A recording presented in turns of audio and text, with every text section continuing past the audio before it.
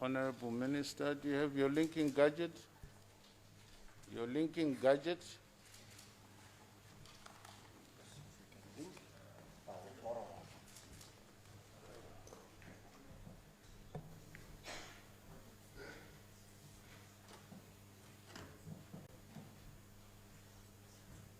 There you are, Honorable Minister.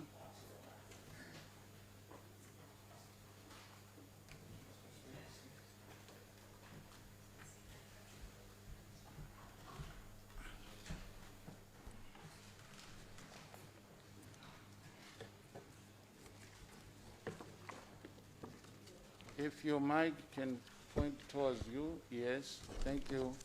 Mr. Speaker, sir, I move that leave be granted to present a statement of the estimated revenues and expenditures of the Republic of Zimbabwe for the 2021 financial year and to make provisions for matters ancillary and incidental to this purpose.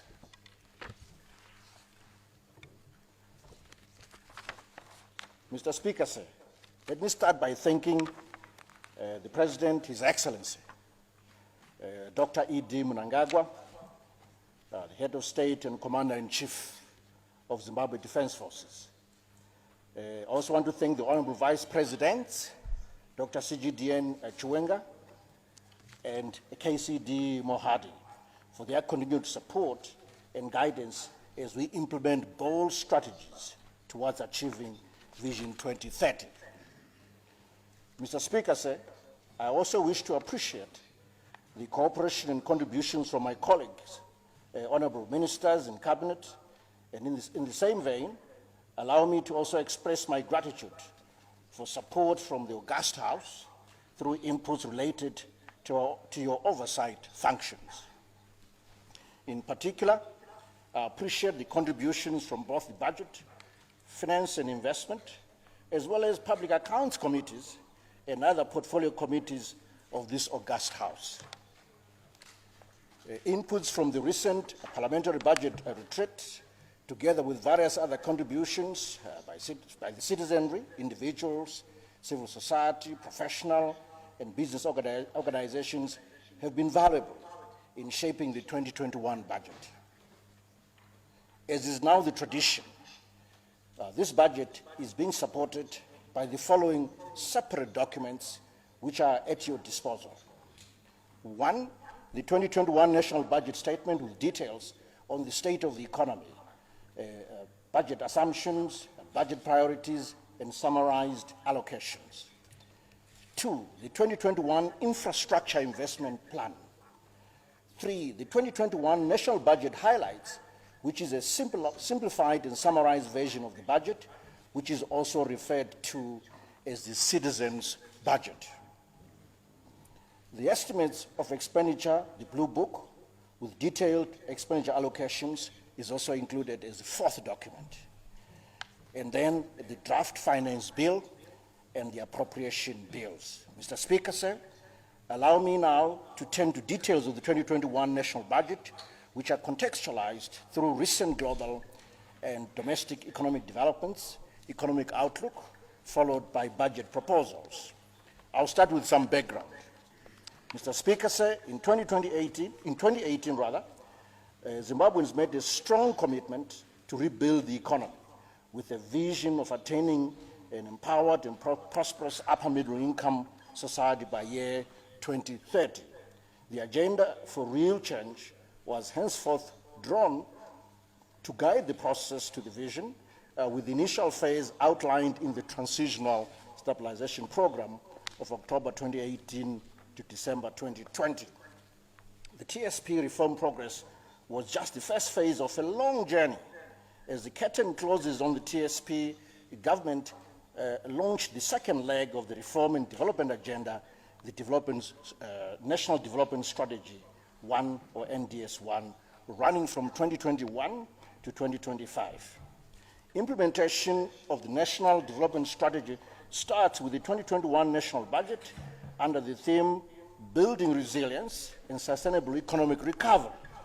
Learning from the past and guided by the NDS1, the 2021 budget therefore firmly sets focus on strategic priorities for economic recovery and growth, stressing on the importance of building resilience against various shocks. Mr. Speaker, the prioritization process for the various programs, projects, and other interventions for the above pillars under the 2021 national budget is guided by the program-based budgeting, or PBB system, which emphasizes on results and has been adopted by all government departments, MDAs for short. The PBB fully integrates national planning and budgeting in line with the IRBM, which is the integrated results-based management principles, and promotes high performance, quality service delivery, measurement, goal clarity, continuous improvement, and accountability across the public sector. In contextualizing the above issues, the 2021 budget starts by giving an overview of the overall global, regional, and domestic economic environment and outlook. I'll begin with the global and regional outlook. Mr. Speaker, in 2021, the global economy is projected to grow at 5.2% from projected GDP decline of minus 4.4% in 2020. The projection for this year has slightly improved compared to the June forecast of minus 4.9%, mainly on account of a less severe than expected contraction during the second quarter of the year. I now turn to our continent, Sub-Saharan Africa. Across Sub-Saharan Africa, growth in 2021 is projected at 3.1%, following a projected downturn of minus 3% in 2020. I now turn to the domestic economy, the Zimbabwe economy, looking at economic developments. Mr. Speaker, the year 2020 was a unique, if not exceptional, year for the country and for the rest of the world, like no other year in the past, in fact. The COVID-19 pandemic caught the country in the midst of other challenges, dealing with devastating impacts of climate shocks associated with drought and cyclone, which all had a profound impact on the country's health system, livelihoods, and the economy at large.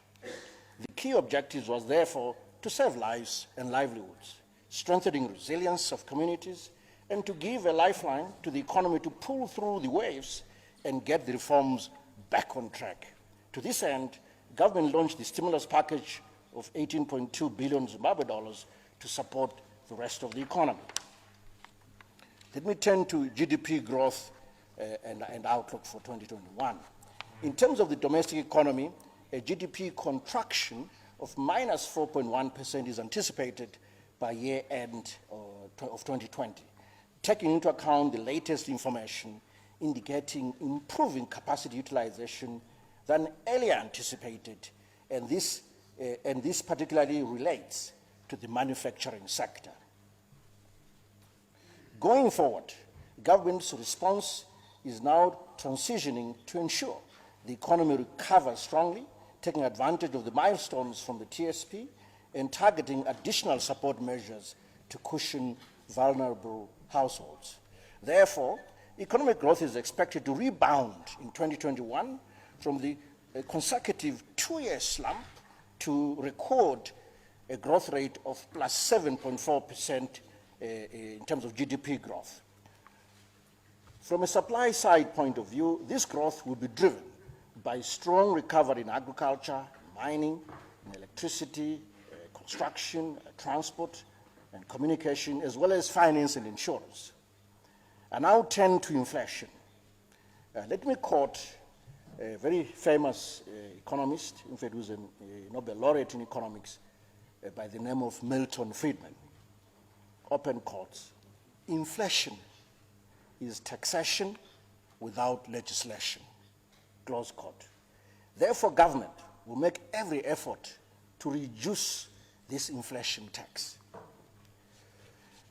There has been a significant slowdown in inflation as from August 2020. Year-on-year inflation in local currency for the month of October, for example, declined to 471% from 659% in September 2020, while month-on-month inflation stood at 4.4%. Similarly, blended year-on-year inflation, which measures the combined price changes in goods and services in both the Zimbabwe dollar and US dollar, declined to 249% from 376% during the same period, while blended month-on-month inflation stood at 1.4% in October 2020. In the outlook, annual inflation is expected to drastically slow down to an average of below 135% in 2021, while average month-on-month inflation is expected to be below 1%. On the screen, Mr. Speaker, Sir, Your Excellency Vice President and ministers and members of Parliament, you see some charts. What's before you, slides have started running now, is an inflation projection from October 2020 to December 2021. You can see the steep fall as predicted in what I've just said. I now turn to the exchange rate. The introduction of the foreign exchange Dutch auction system in June 2020 has managed to stabilize the exchange rate, which in turn anchored inflation expectations and slowed down the increase in prices witnessed before June 2020. The official exchange rate has stabilized around $1 to 81 Zimbabwe dollars throughout the months of July to November, while the parallel market exchange rate premium, which had risen to more than 300% when the auction was introduced, has dropped to less than 10%, which is a tolerable parallel market premium based on international observations. It is worth again quoting another very famous economist, in fact the father of macroeconomics, John Maynard Keynes. He once said, the importance of money flows from it being a link between the present and the future. Therefore, maintaining currency stability is critical for value preservation through our currency and for increasing our savings. In 2021, the exchange rate is expected to remain stable, supported by the auction market exchange rate system and improved supply of foreign currency as the economy and trade pick up. I now turn to the state of balance of payments. In 2020, the overall current account balance is projected to be in surplus at about $1.2 billion to give overall current account surpluses in both 2019 and 2020. This positive development is driven by growth of exports, mainly in the mining sector. In 2021, the current account is projected to remain positive despite vulnerabilities in the global economy. Let's turn to the situation in the financial sector. The financial sector remains strong, with all financial soundness indicators depicting satisfactory conditions and performance, including adequate capitalization, satisfactory asset quality, and sustained earnings from our various financial institutions. Let me hasten to mention developments in the equity market. The Victoria Falls Stock Exchange, VFEX, was launched on the 23rd of October this year, 2020, to kickstart the Offshore Financial Services Center in Victoria Falls, aimed at attracting foreign capital. Mr. Speaker, let me turn now to the budget performance and outlook. Mr. Speaker, performance of the 2020 budget continues to inspire hope and confidence in the management of the fiscus, stabilization and building of appropriate conditions for stimulating economic activity. A quick look at the revenues. Cumulative revenue collections for the first 9 months of 2020 stood at 88.7 billion Zimbabwe dollars. There's a table out there. I hope you can see the numbers are a bit tiny, but it's everything month by month from January and a projection to the year end. Cumulative revenue collections for 2020 are projected at 173.5 billion Zimbabwe dollars by December 2020. This is about 16.3% of our gross domestic product, GDP. Let me turn to expenditures. Expenditures for the period January to September 2020 were 84.9 billion Zimbabwe dollars, and are estimated to reach $162.4 billion by year end this year. As a result, a budget deficit of 4.9 billion Zimbabwe dollars is anticipated. This budget deficit of 4.9 billion is about 0.5%, minus 0.5% of GDP, which is 0.5% of GDP. Let me turn to public debt. Total public and publicly guaranteed debt is estimated at 78.7% of GDP by year-end 2020. I think on the screen where there's some information on the state of other countries in terms of their debt levels. You see, for example, Japan at 237% of GDP, Singapore 126% of GDP, closer home Mozambique 109% of GDP, Ethiopia at 57%, Kenya at 57%. So we can see Zimbabwe juxtaposed somewhere towards the lower half of that table.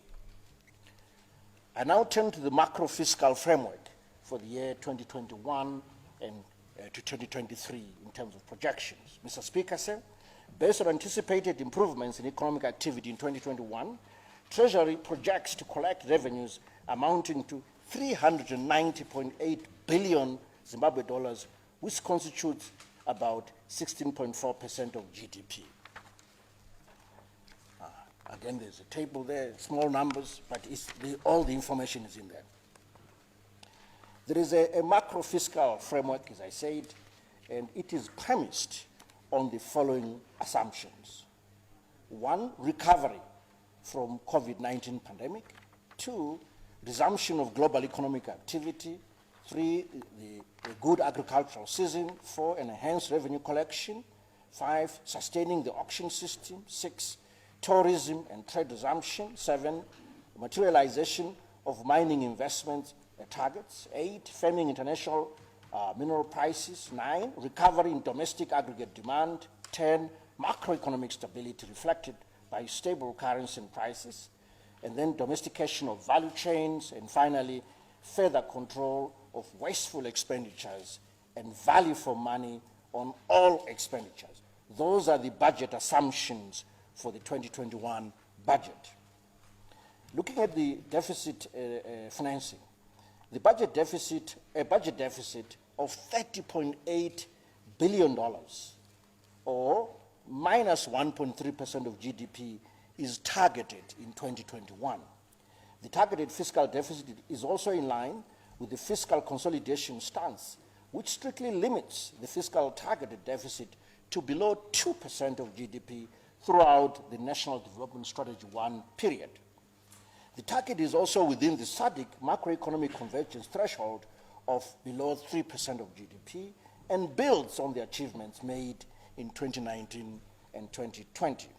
In terms of financing, the entire deficit will be met through domestic market financing.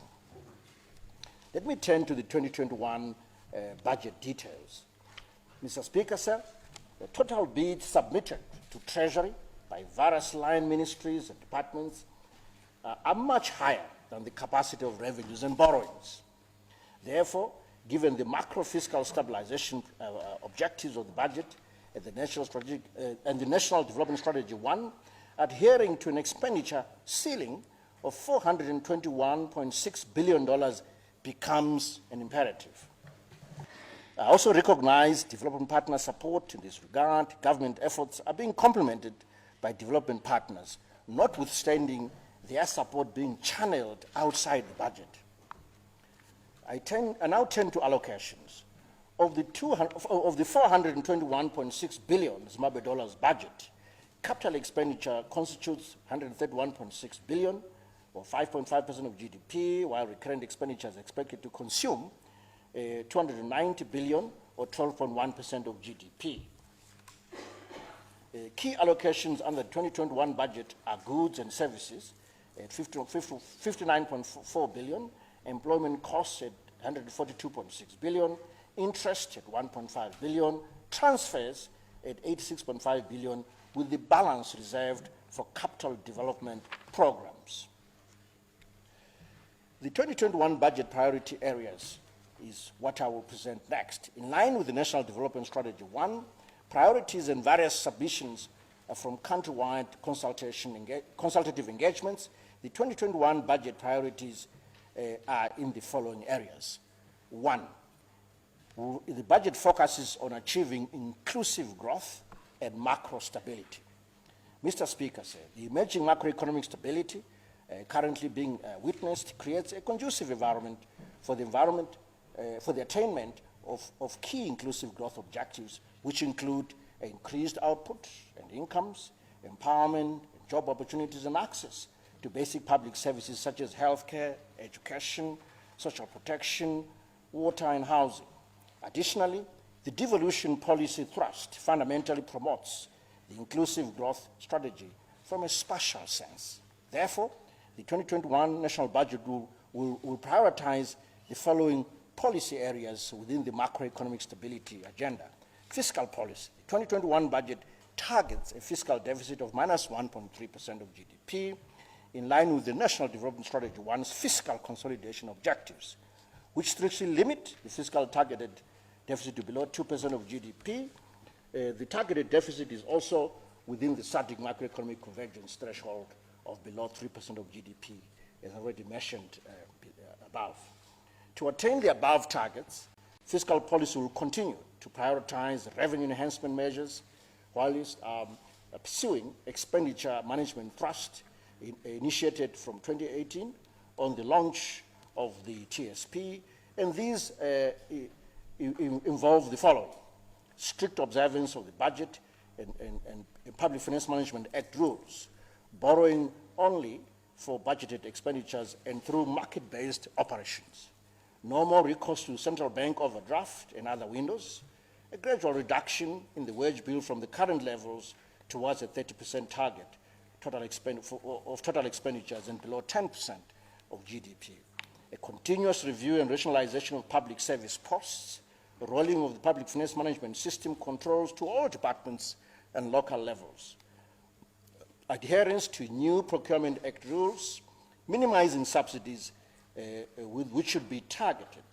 and accommodated in the budget, a complete migration of the public service pension scheme from pay-as-you-go pension to defined benefit pension scheme.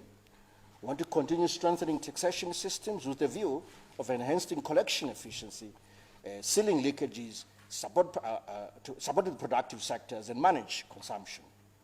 We want to strengthen the public finance management system, as I've said this before, a rationalization of retention funds, and finally, a better management of public debt and issuance of government guarantees.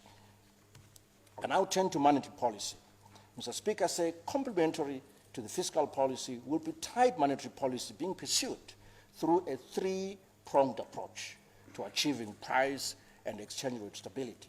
The three-pronged approach focuses on exchange rate stability, financial sector stability, and management of money supply.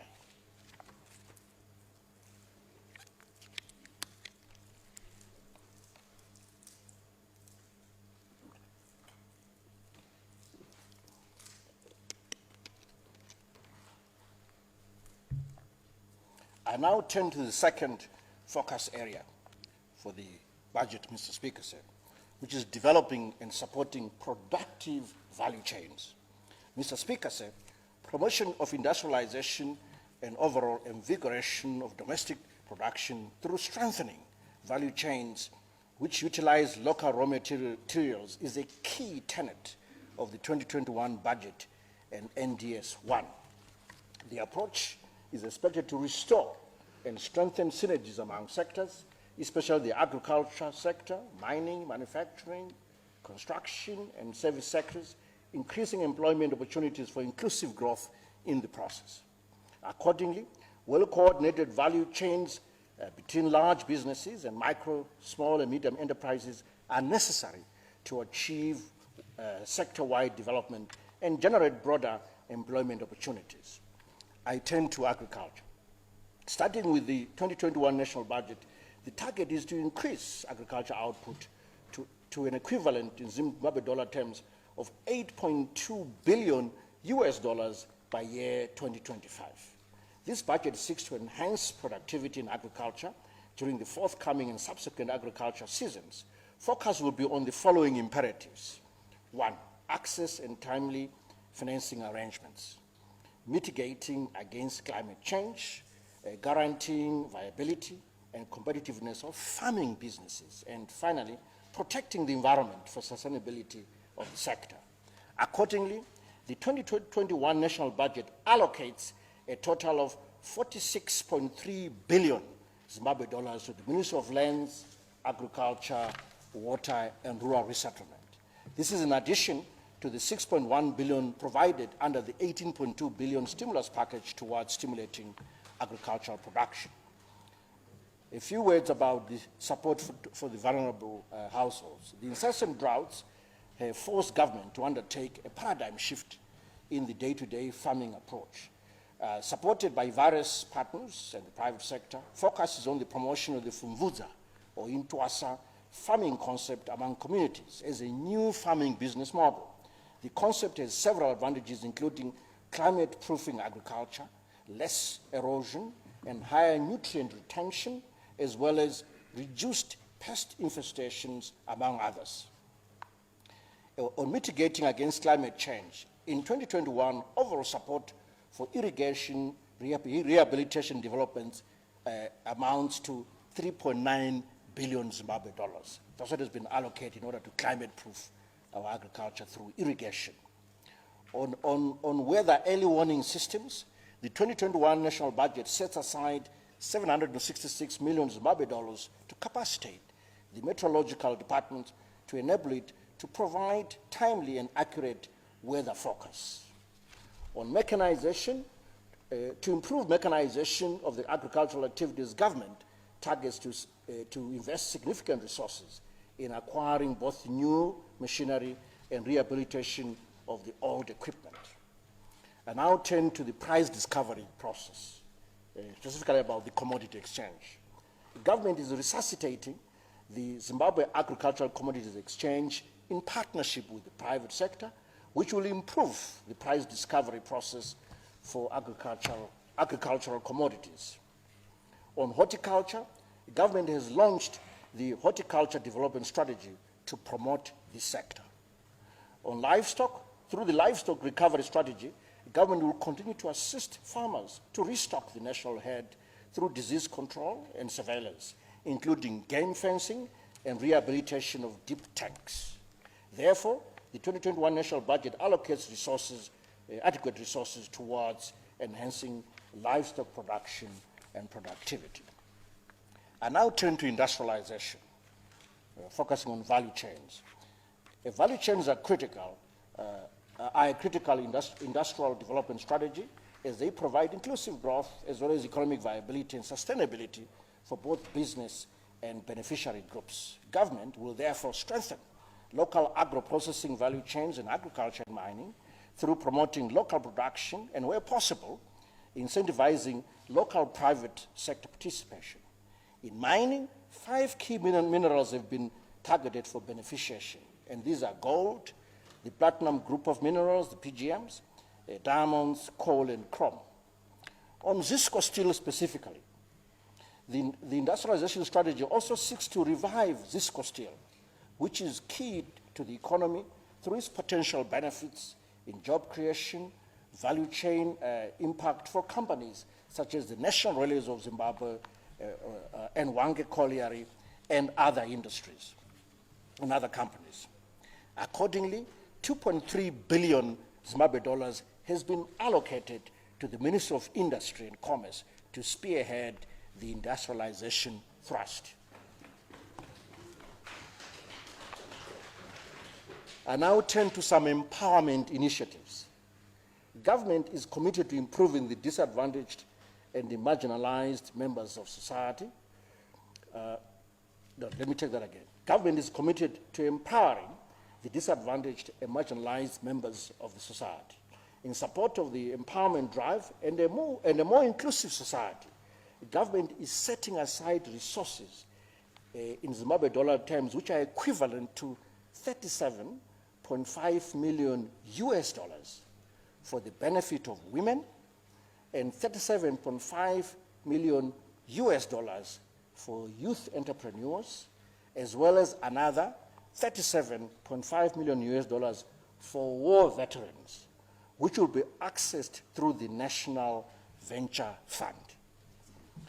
For small to medium scale enterprises, youth and women, if I can say more, youth and women will be primary empowerment and job creation targets, in as much as they are the majority who make an important contribution as productive workers, entrepreneurs, consumers, and agents of change. The country stands to realize a demographic dividend by harnessing the youthful populace to produce through inclusive growth strategies. In 2021, in the 2021 budget, we're allocating 2.2 billion Zimbabwe dollars to the Ministry of Women's Affairs, Community, Small and Medium Enterprises Development. Furthermore, the 2021 budget will extend the youth employment tax incentives YETI in order to promote employment of the youth. Turning to sports, arts and recreation, government recognizes the importance of building the necessary environment, infrastructure, and relationships for developing youths, sport, arts, recreation, and a diverse culture.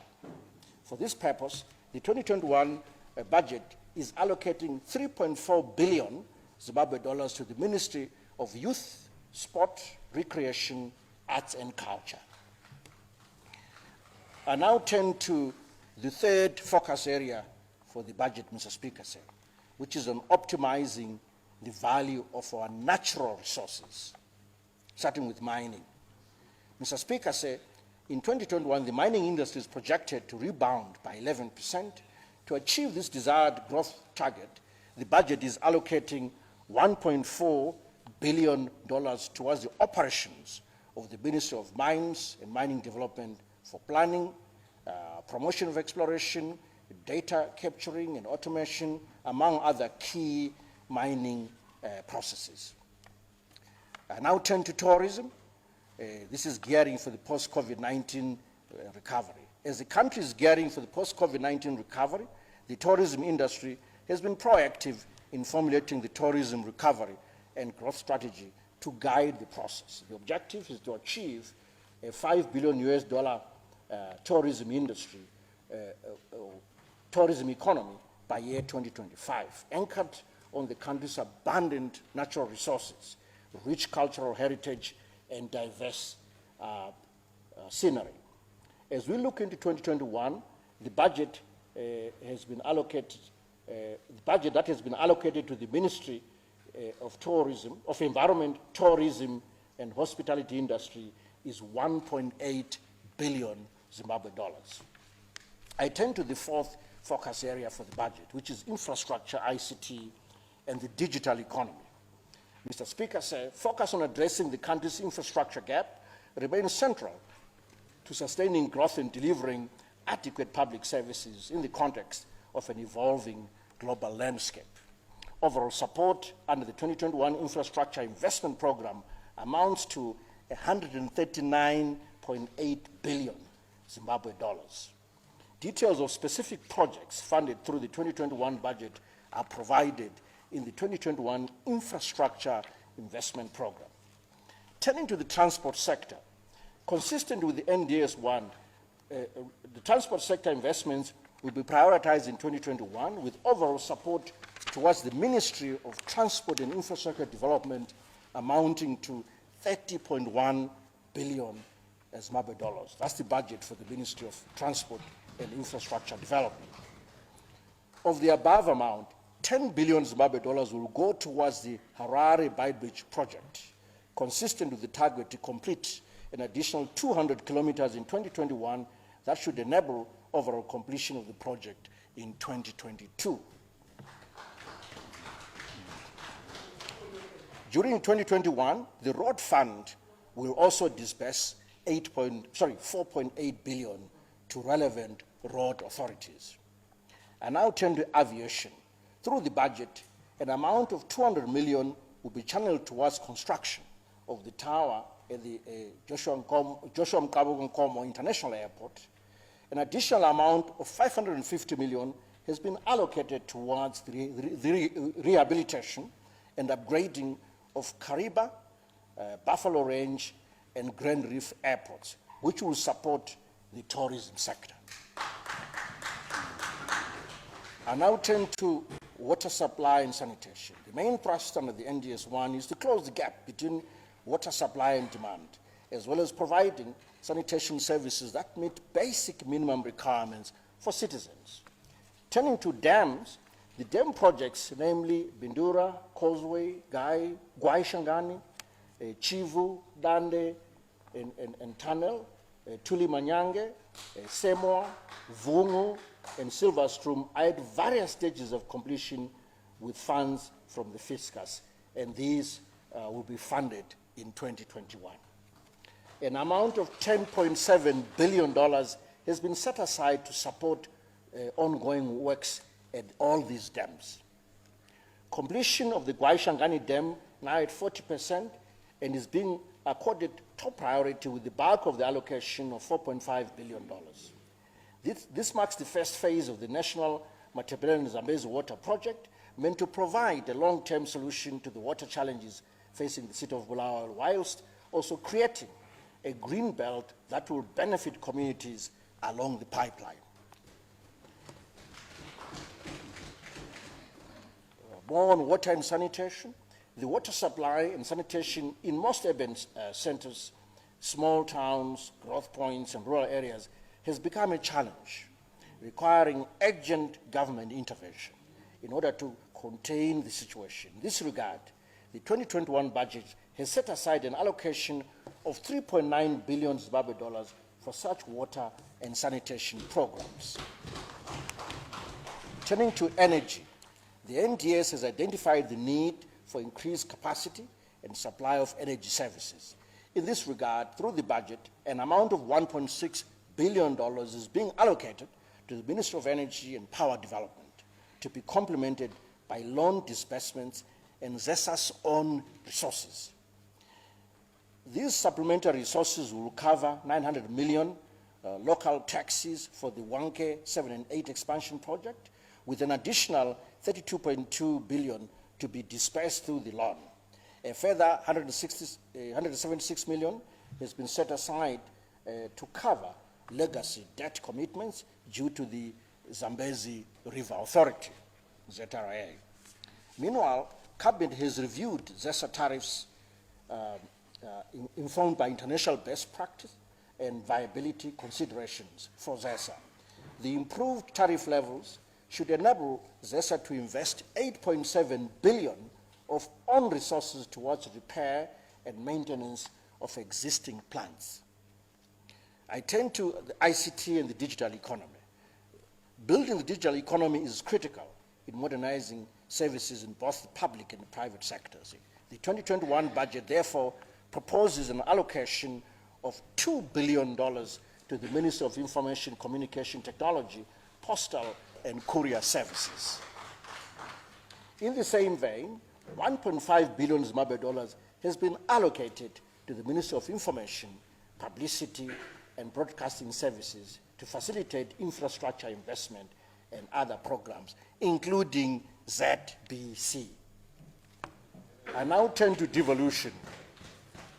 The devolution policy, which recognizes the right of communities to contribute to managing their own affairs and to further their own development, with various tiers of government complementing each other in providing efficient and effective service delivery to the citizenry, is progressing well. The table below shows disbursement by province for the period up to 30 September 2020. There's some, I should be saying up there, it's below for me, but it's up there for you. So you can see how much has been dispersed province by province, and the OEA is not over. We'll certainly go above that 703 million that you see at the end of September.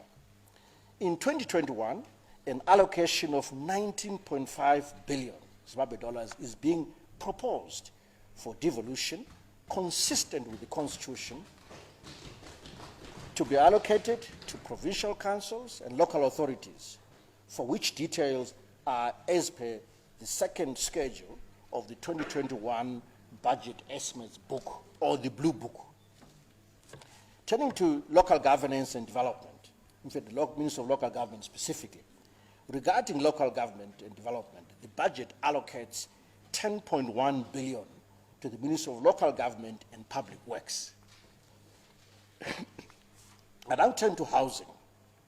Government will continue to pursue housing development as one of the basic human needs for reducing poverty, and accordingly, overall support to the Ministry of National Housing and Social Amenities during the 2021 amounts to $2.8 billion to be complemented by other private sector initiatives. So $2.8 billion for the Ministry of National Housing and Social Amenities.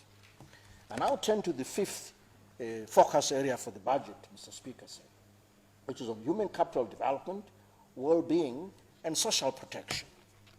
Let me start with healthcare. Mr. Speaker, despite the challenging economic environment, the new dispensation has over the last 2 years been providing significant resources to revive the health system in areas such as reproductive, maternal, newborn, and adolescent health and nutrition services. However, the COVID-19 pandemic has put a spotlight on the challenges in the healthcare system and infrastructure, from shortages of testing and medical supplies to access of health services for underserved populations. In this regard, $54.7 billion has been allocated to the Ministry of Health and Child Care in the 2021 budget. I acknowledge development partner support in this regard. Overall development partner support in the health sector is projected at $494.5 million in 2021. Still under human capital development, I now turn to higher education. The 2021 budget will also prioritize education infrastructure provision in the form of building of student accommodation and setting up of innovation hubs at universities, in line with Education 5.0. Therefore, the 2021 budget has a provision of $14.4 billion for the Ministry of Higher and Tertiary Education, Innovation, Science and Technology Development. I now turn to basic education, still under the human capital pillar. The staggered reopening of schools for the in-person learning during this pandemic has a measure to contain the spread of the disease in schools, and has also allowed school authorities to adjust to the new normal without risking the health of teachers and learners. In view of the fact that schools must comply with the WHO guidelines whilst delivering education services, the 2021 budget will provide support towards the purchase of PPE.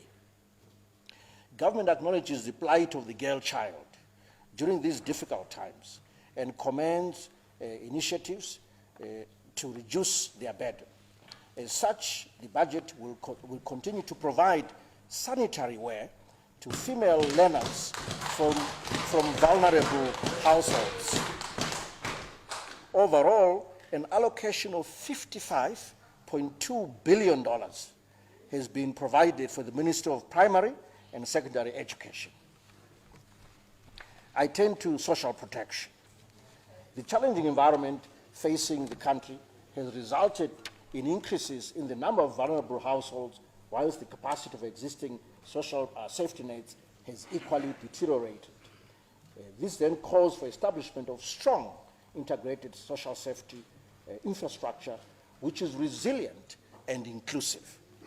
Government will therefore expedite the process of having a comprehensive and up-to-date database of vulnerable members of society in order to curb the abuse of safety nets, but also to increase coverage.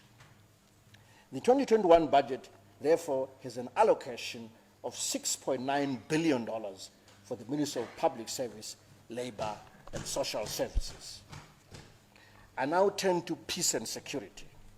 In recognition of the importance of peace, the security sector has to be adequately supported, and hence the 2021 budget has made provision for essential requirements of security services such as training, accommodation, mobility, equipment, uniforms, medical facilities, and other welfare essentials. Therefore, I propose allocations to the security cluster as follows.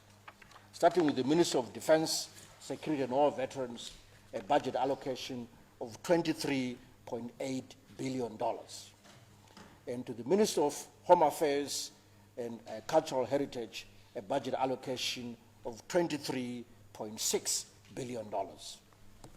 I now come back to war veterans. The 2021 budget appreciates and recognizes the significant effort of our war veterans and all collaborators in bringing about independence and peace. In line with the Constitution, the budget therefore owns up by supporting the welfare of our war veterans in terms of medical care, general welfare, schooling for their children, and promotion of their economic empowerment. For that purpose, budgetary resources have been set aside for war veterans, including the additional equivalent of $37.5 million for the War Veterans Fund, which will be access to the National Venture Fund.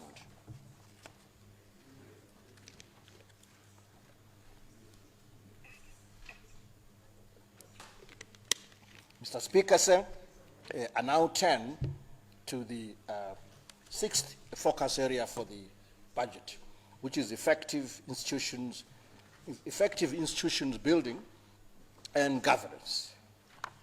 Starting with the legislative agenda, government has made strides in aligning laws to the Constitution, with about 150 having been attended to so far. Congratulations to Parliament as well. The target is to complete the process in 2021, and an allocation of $7.3 billion has been made to the Ministry of Justice, Legal and Parliamentary Affairs. $7.3 billion is the budget for that ministry.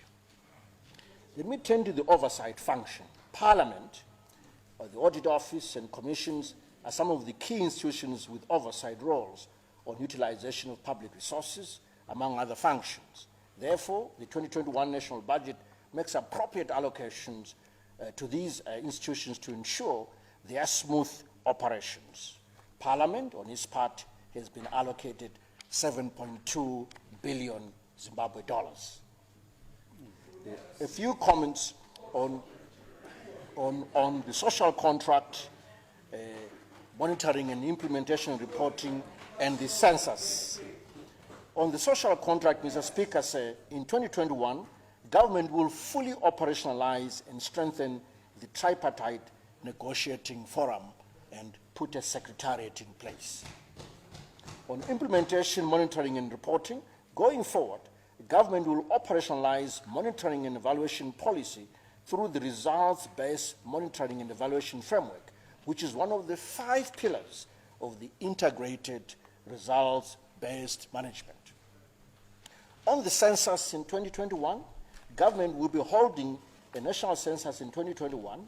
As such, the 2021 national budget has allocated $3.8 billion towards ZimStat to ensure the success of this important program. I turn to another item which I've entitled Reconciliation by Settling Claims. Starting with the compensation of former farm owners. On 29 July 2020, government and former farm owners signed a historic global compensation deed following some long protracted negotiations. The deed is for compensation of farm improvements only in line with the Constitution. Furthermore, in this national budget, before the resources are raised for the global compensation deed, the national budget has allocated $2 billion for payments to vulnerable farmers, as is normally the case that we make an annual allocation. I turn to another area for compensation. This is compensation for losses incurred during the currency reform process. As part of a broader reform process under the TSP, government through the central bank introduced a market-determined exchange rate through monetary policy, This was SI 33 of 2019 on 20th of February 2019. This entailed transition from the exchange rate of 1-to-1, 1 US dollar to 1 RTGS dollar, initially to 1 US dollar to 2.5 RTGS dollars. And thereafter, the exchange rate was determined by the interbank market activities. That's what happened. Now, I turn to depositors.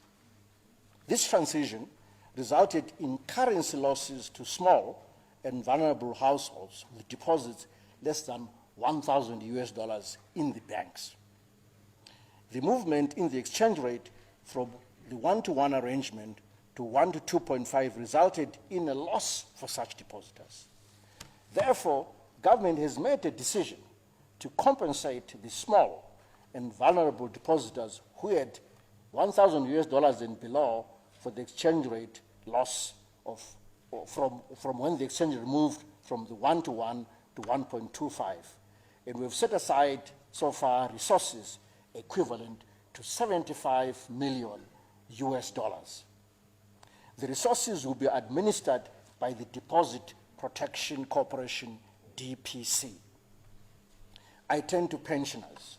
Similarly, the above development affected pensioners, with the transition causing losses for pensioners as at 20th of February 2019. They too will be compensated with resources equivalent to 75 million US dollars, which will be co-managed by government and the Insurance and Pension Funds Commission, IPEC. This arrangement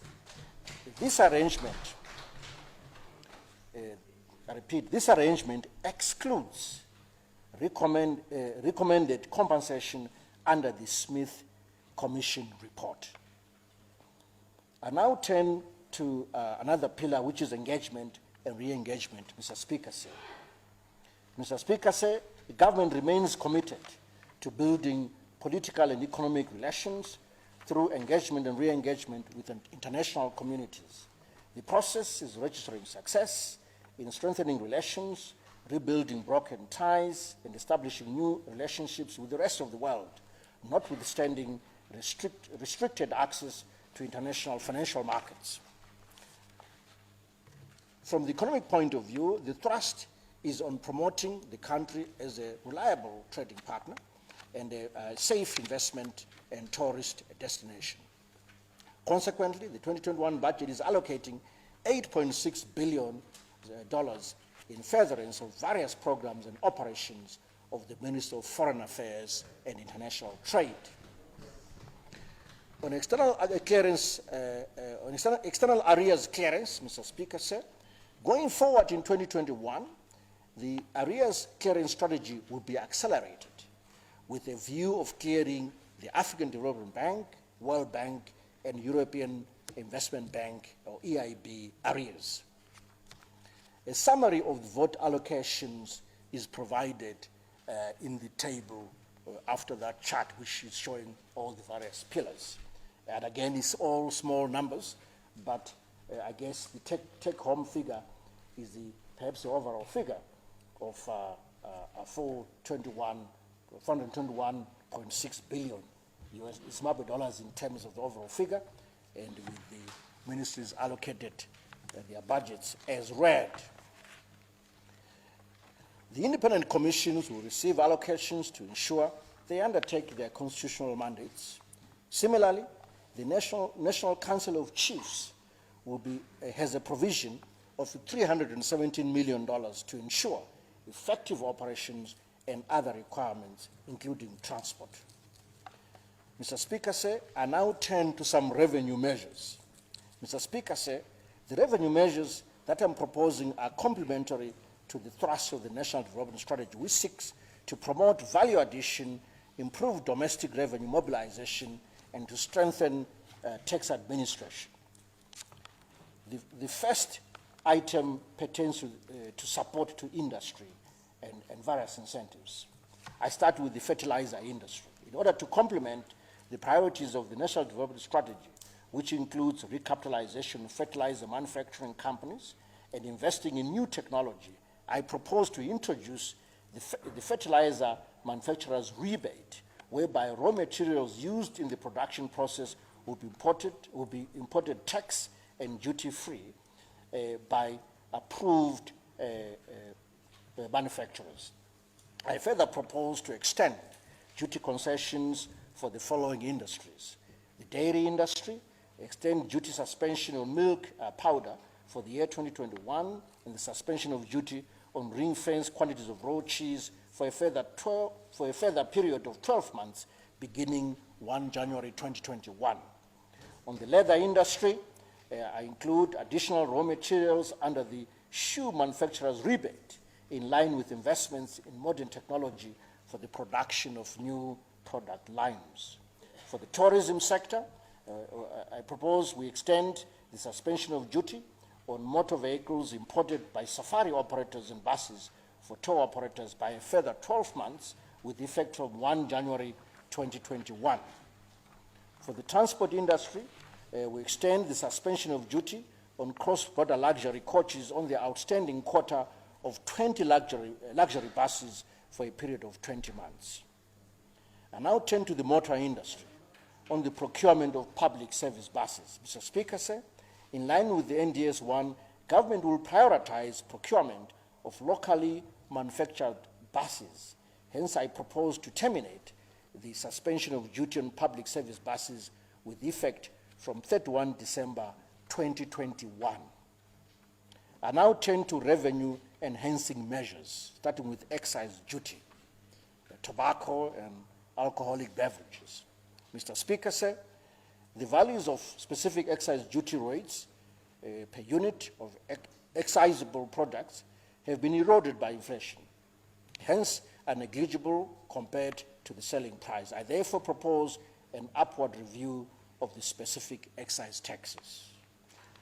Turning to presumptive taxes, I propose an upward review of the presumptive tax structure with effect from 1 January 2021. I now turn to self-employed professionals. Furthermore, in order to enhance the contribution of self-employed professionals, I propose to introduce the following presumptive tax structure for selected self-employed professionals that include medical, engineers, legal, realtors, and architects, among others, with effect from 1 January 2021. The presumptive tax will, however, not apply to professionals who produce a valid tax clearance certificate for the year of assessment. I now turn to the taxation of micro and small enterprises and informal operators. Mr. Speaker, sir, a number of enterprises operate from designated business premises where the landlords are either local authorities or private property owners, such as the Gulf Complex and then the Kwame Nkrumah Mall, among others. Their place of business is thus comprised of partitioned units in commercial buildings. The fixed nature of business thus presents an opportunity for the tax administration to improve tax collections from presumptive taxes. I therefore propose to introduce a presumptive tax at the local currency equivalent of $30 per unit per month collected by landlords. On the Zimbabwe National Road Administration fees, in order to capacitate Zinara to execute this mandate, I propose that toll fees be payable in foreign or local currencies at the foreign currency auction rate. Furthermore, toll fees for foreign registered vehicles will be payable in US dollars or equivalent in other hard currencies in line with the prescribed rates. Turning to the licensing of imported motor vehicles at ports of entry, in order to reduce malpractices in the registration of motor vehicles, thereby enhancing national security and safeguarding revenue to the fiscals, I propose to designate the Zimbabwe Revenue Authority, ZIMRA, as an agent for the Central Vehicle Registry for the registration of imported motor vehicles at the port of entry or taken out of bond after payment of duty. I turn to petroleum importers levy. In order to encourage importation of fuel using the pipeline, I propose to review the petroleum importers levy to 5 US cents a liter on both diesel and petrol. Imports of Jet A1 fuel transported through the road will remain exempt from the levy. I now turn to the cannabis levy. Mr. Speaker, sir, cannabis, mbanje, imbanje, production has immense potential to generate export receipts and tax revenues. I therefore propose to introduce a cannabis levy chargeable on the value of exports at varied rates ranging from 10 to 20% in line with the level of processing. I now turn to some tax relief measures. I'm starting with personal income tax, particularly the tax-free threshold, Mr. Speaker, sir. Mr. Speaker, sir, the recent salary and wage adjustments for public and some private sector employees necessitates a commensurate review in a personal income tax framework. I therefore propose to review the tax-free threshold from $5,000 per month to $10,000 per month. I further propose to adjust the tax bands to begin at $10,001 to end at $250,000 per month, above which the highest marginal tax rate of 40% will apply. In addition, I propose to review upwards the bonus tax-free threshold from $5,000 to $25,000 with effect from 1 November 2020. Corporate income tax. This is payment of tax in foreign currency. I propose that businesses pay corporate income tax in foreign currency on the basis of gross foreign currency receipts, remaining after deducting the prescribed retention or liquidation threshold. So it is based on the net rather than the gross. Tax incentives for real estate investment trusts or REITs. These are new instruments. Government in 2019 promulgated legislation to facilitate introduction of real estate investment trusts or REITs that invest in different types of real estate such as apartment complexes, retail centers, office buildings, and warehouses. In recognition of the capabilities of REITs to mobilize resources for new infrastructure projects and also incentivize investors into this alternative high-yielding financial instrument, I propose to exempt income accruing from REITs from corporate income tax subject to specified conditions.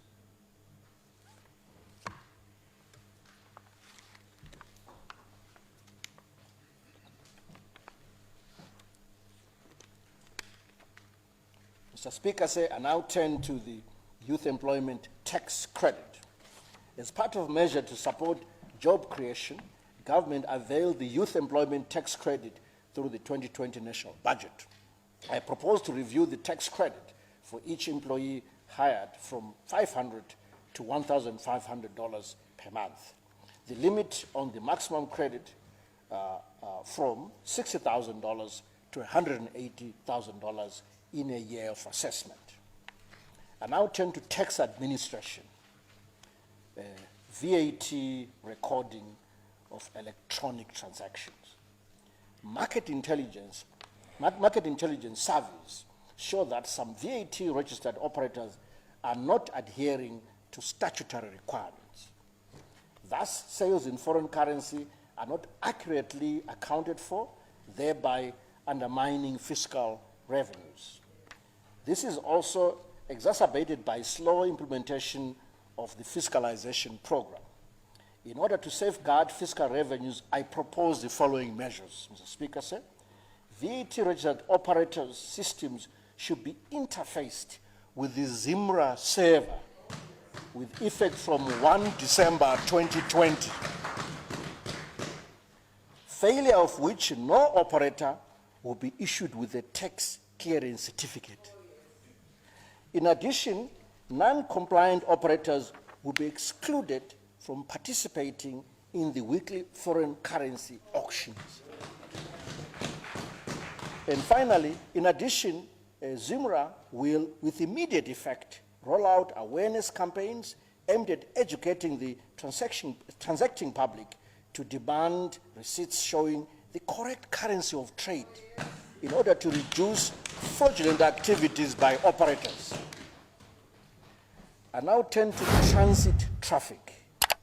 In order to reduce congestion, safeguard lives of the motoring public, as well as revenue to the fiscus, I propose to introduce a traffic zone restriction on heavy vehicles, including transit traffic, whether loaded or unloaded. Such vehicles will thus be prohibited from the city center and residential areas.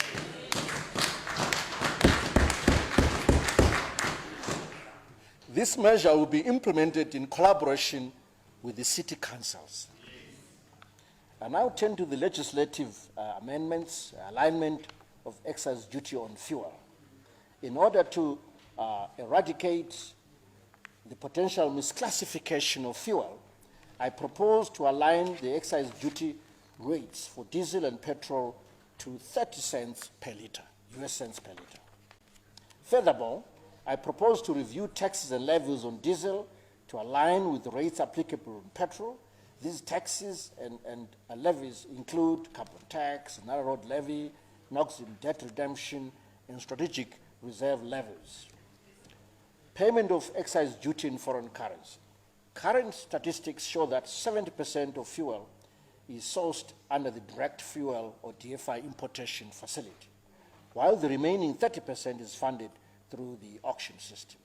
The currency of excise duty revenue should thus reflect current trends. In order to ensure proper accounting of excise duty revenue in foreign currency, fuel imports shall be deemed to be in foreign currency under the direct fuel importation facility, unless the importer provides satisfactory documentary evidence to the effect that funds were sourced through the auction system. I now turn to the import restriction on second-hand motor vehicles. Mr. Speaker said, about $1.3 billion was spent on imported buses, light commercial and passenger motor vehicles from 2015 to September 2020. This is despite the existence of capacity by local motor industry to assemble the above-mentioned range of motor vehicles. In line with the National Development Strategy 1, NDS 1, which underscores value addition, I propose to remove second-hand motor vehicles aged 10 years and above from the date of manufacture at the time of importation from the Open General Import License System, or GIL. In the interim, commercial vehicles such as tractors, haulage trucks, earth-moving equipment, and other specialized vehicles used in mining and construction will, however, be exempt from this requirement. I move to my conclusion, Mr. Speaker, sir. Mr. Speaker, sir, going around the country, meeting with all groups of people, I came up with the following observations. Out there, confidence is improving, and the budget is committed to cement that hope by addressing various expectations. These expectations evolve around provision of basic services such as water, housing, food, health, education of children, among other issues. The young at colleges, those leaving colleges, look forward to finding a job and keeping it. In fact, people of all backgrounds want to be assured that through the budget, we are doing all we can to make sure that promises become a reality. And that's what is required of us now, each playing our part to meet the common goal of growing our economy. Precisely, this is what this budget and the NDS 1 are seeking to address. I end with a quote from an English philosopher and economist, John Stuart Mill, open court. All good things which exist are fruits of originality. All good things which exist are fruits of originality, close quote. And indeed, we are charting a better future through the NDS-1 and this budget in the spirit of originality. I commend the 2021 national budget to this august House. I thank you, Mr. Speaker, sir. I thank you, Your Excellency. I thank the Honorable Vice President. I thank my colleague ministers, and I thank the honorable members of Parliament. Thank you, sir. Thank you. May we all rise for the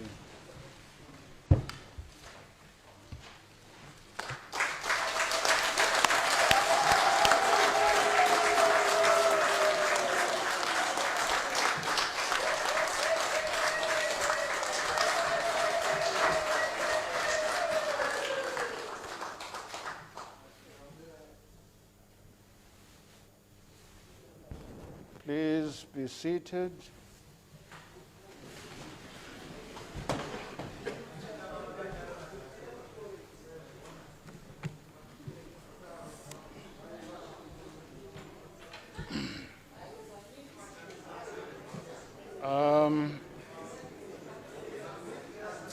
Order.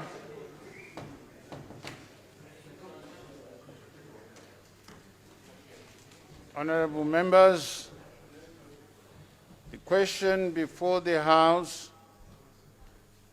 is a motion by the Honorable Minister of Finance and Economic Development that leave be granted to bring in a bill to make further provision for the revenues and public funds of Zimbabwe and to make provision for ancillary and incidental matters.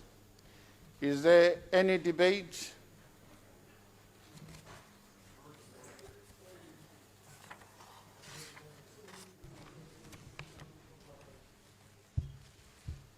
Thank you, Mr. Speaker. Mr. Speaker, I move that debate to now adjourn. Thank you.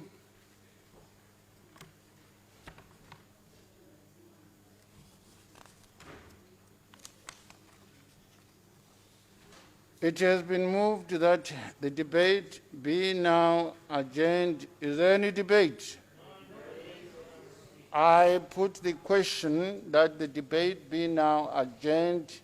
Those of that opinion will say aye. Those of the contrary opinion will say no. I think the ayes have it. The ayes have it. The question is accordingly affirmed, and the debate is adjourned. To what day, Honorable Minister? To Tuesday, the 1st of December, Mr. Speaker. Thank you.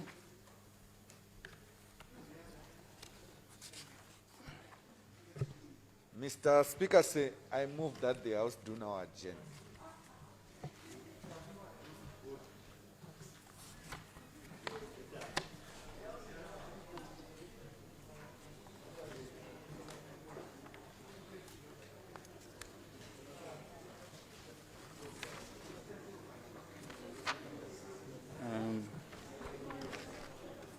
Order. Order. Where are you going?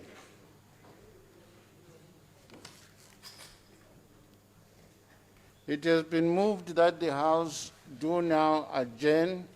Is there any debate? I put the question that the House do now adjourn. Those who have that opinion will say aye. Those of the contrary opinion will say no. I think the ayes have it. The ayes have it. The question is accordingly affirmed, and the House is adjourned. To what date, Honorable Minister?